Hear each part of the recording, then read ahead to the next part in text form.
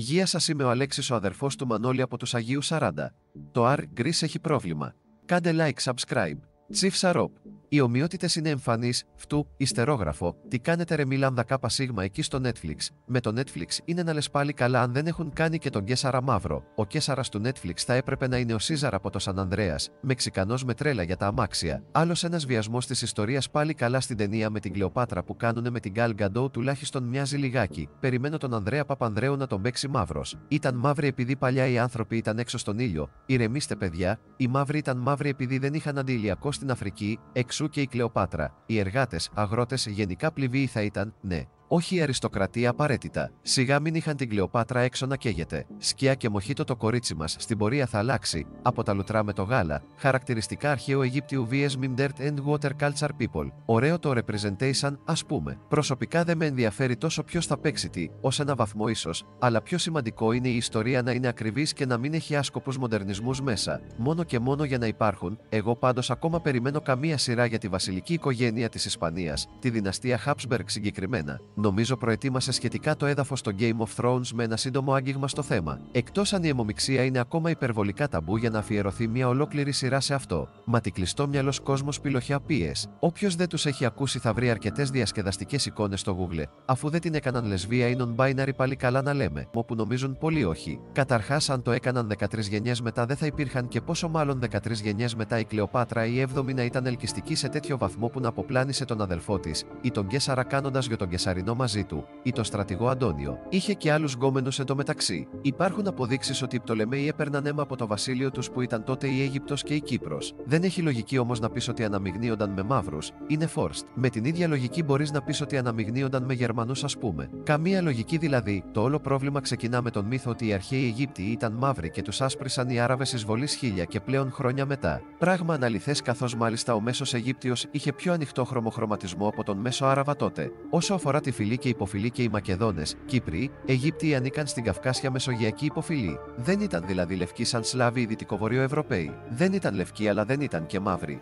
Για να μην τα πολυλέμε, η Κλεοπάτρα είχε ελληνική καταγωγή από Έλληνες της Μακεδονίας, Κύπρου και Αιγύπτου. Κάποιοι αγνοούν πλήρως ότι είχε Αιγυπτιακό αίμα ενώ είχε. Άλλος μύθος είναι ότι η διάσημη Κλεοπάτρα, η Κλεοπάτρα η 7η επίσημα με γονείς τον Πτολεμαίο τον 12ο, που ήταν μισός Κύπριος, και την Κλεοπάτρα την 6η, με Αιγυπτιακό αίμα, ήταν καθαρά πρίον αιμομιξίας. Ναι, οι Πτολεμαίοι έξαναν αιμομιξία, αλλά στο βαθμό. Τώρα για το Netflix, γιατί τα πολλά λόγια είναι φτώχεια και επειδή οι προσβολές δεν είναι καλό πράγμα, όπως και να έχει μπράβο στην κοπέλα για το casting, είναι όμορφη και μαύρη και μπράβο της. Τι να κάνουμε στη ΣΥΠΑ, τα 18% του πληθυσμού είναι μαύροι Αμερικάνοι, πρέπει και είναι σωστό να γίνεται representation. Από την άλλη, πιστεύω πως πλέον είναι και παράνομο όπως και εμάς το να ζητά σε συνέντευξη για οποιαδήποτε δουλειά. Οποιαδήποτε δουλειά, φιλετικά, σεξιστική κριτήρια κάπατα φλάμδα. Αν και σε εμάς δεν γίνεται, γιατί μέχρι και στο Greece πήραν πρέφα ότι όλες οι δουλειές γραφείου και ταμείων είναι γυναικοκρατούμενες και αποθηκάριων, οικοδόμων ανδροκρατούμενες. Πάω πάσο όμως, του χρόνου βγαίνει ταινία με την Κλεοπάτρα με την Γκάλ Γκαντό, πάντως που εκείνη είναι όντως από τη Μεσόγειο. Ηλίθιες μάνες. Ρε μάγκες, καταρχήν πρώτη φορά ανεβάζω κάτι τέτοιο, αλλά είμαι καιρός στο Ρεντιντέσπα, ξέρουμε όλοι π.χ. Σιντερέλα φιρουκά πατά φλάμδα τα μούνια της Ελλάδας και είναι μητέρες και οι δύο. Πείτε λίγο γνώμη για Σιντερέλα που έχει έναν γιο 2 χρόνια δέλτα νη, θυμάμαι πόσα είναι και έχει τρύπες στις ρογές της και το ανεβάζει κανονικότατα για όσους δεν έχουν δει στο πρόσφατο με το κόκκινο φόρεμα ότι ήταν.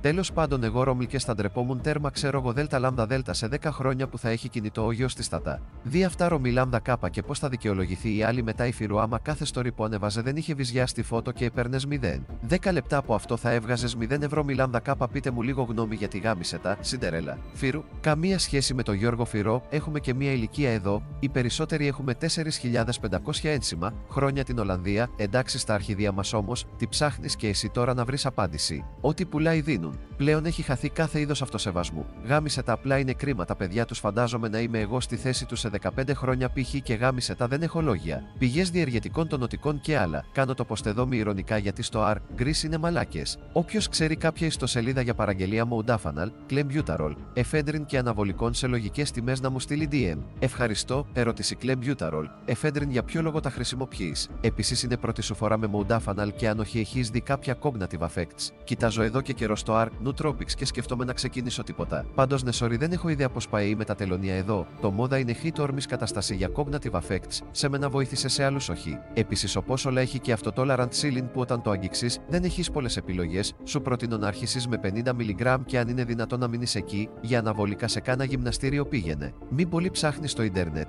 Με το Ritalin ξέρουμε τι παίζει Ελλάδα. Μου γράφει γιατρός 36 mg κανσέρτα για δεπί εδώ και κανένα εξάμηνο, αλλά το Ritalin μου λέει είναι σε έλλειψη καιρό τώρα. Ισχύει, έχει βρει κανείς άκρη για Bromantain. Ή μόνο εξωτερικό, πάρε μόδα. Το γράφουν οι γιατροί πιο εύκολα. Ό,τι και να πάρεις όμως, αν κάνεις κατάχρηση θα βαρέσεις Tolerant Wall και καλά κρασιά μετά. Τώρα τι εννοείς όταν λες λογικές τιμές? Το μόδα έχει περίπου 30 ευρώ τα 30 σύγκανα δεκαρικό επάνω. Αν το πάρεις από Ινδία έχει ξεφτυλιστική τιμή, αλλά ποτέ δεν ξέρεις αν θα πάρεις καλή παρτίδα. Συνεργάτες για κρατικό project σε iSky κράτος. Καλησπέρα, είμαι ο αδερφός της Βασίλισσας των Νεράιδων. Έγινα εγώ και η αδερφή μου iSky και αργότερα η αδερφή μου μεταμορφώθηκε σε νεράιδα και έγινε η βασίλισσα τους. Έτσι ο Κονέ παρατήρησα ότι οι νεράιδες αξιοποιούν κατά πολύ το μάνα. Αλλά το progress όσο αφορά στο channeling αυτού σε διάφορα σχήματα είναι καθορισμένο. Έτσι σκεφτόμουν αν θα μπορούσα να αξιοποιώ κώδικα ώστε να παράγω τα κατάλληλα σχήματα. Η ιδέα είναι να τσιμπήσω εργάκι από τον Ερεδοβασίλειο μιας και έχω Κονέ με τη βασίλισσα ώστε να χεστούμε στο χρυσό. Ενδιαφέρεται κανείς? Άμα θες ένα κρατικό μπουκόκι, εδώ είμαστε, μην τολμήσεις και πατήσεις Κρήτη. Χέι το ψωμί μου βγάζω. Εφόσον έχω το μέσο και δεν είναι της Ελλάδας, το αξιοποιώ. Σε λέω μπρο, τον Ερεδοβασίλειο είναι καλό μέρος για μπίζνα, δηλαδή πέρασα τα δεινά σε ένα iSky κόσμο. Έκανα το αυτού να γυρίσω πίσω και θα το αφήσω χαμένο να πάει. Να είναι καλά που η αδερφή μου έγινε η βασίλισσα των Νεράιδων και μπόρεσε να ανοίξει την πύλη, ιδάλλως εκεί θα έμενα και μάλιστα χωρίς ίντερνετ, games και σουβλάκια. Μόνο και μόνο να φορτίσω την ηλεκτρική μου μηχανή, εκεί έπρεπε να κάνω την ατμομηχανή του Ήρωνα για να περιστρέψω την πίσω ρόδα και μέσω του μοτέρ να φορτίσω την μπαρταρία. Φαντάζεσαι, φρίκι, δε με το κενό στο CV. 3 χρόνια χωρίς εργασία πρακτικά, δεν μπορώ να βρω και εργασία εδώ. Πώς το δικαιολογείς ότι ήσουν 3 χρόνια iSky, μη τολμήσεις και πατήσεις Ηλιούπολη, και δεν μου λες καλή η βασίλισσα? Για ένα φίλο ρωτάω, μη τολμήσεις και πατήσεις Πελοπόννησο. Τσαγοαδιάβαστη.